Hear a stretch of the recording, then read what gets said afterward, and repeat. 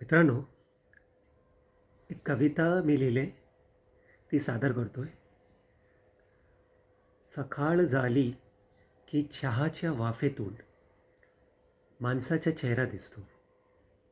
कधी गंभीर, कधी हतबल आणि कधी विनोदाचे कानटोपी घातलेला.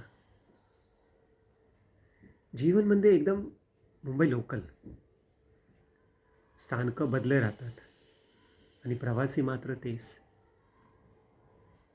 थोडे हसलं की मन मोकलं, थोडे बोललं की जग जवळ, थोडे दिले थोडे घेतले की घराला घरपण मिळतं.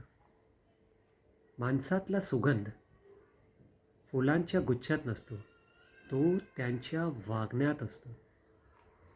राग, ताण, धगधग, धावपळ सगळ्यानं मिळून जीवन थकलेलं असलं तरी एखादी चिमटा घेणारी गोष्ट, एखादी उबदार नजर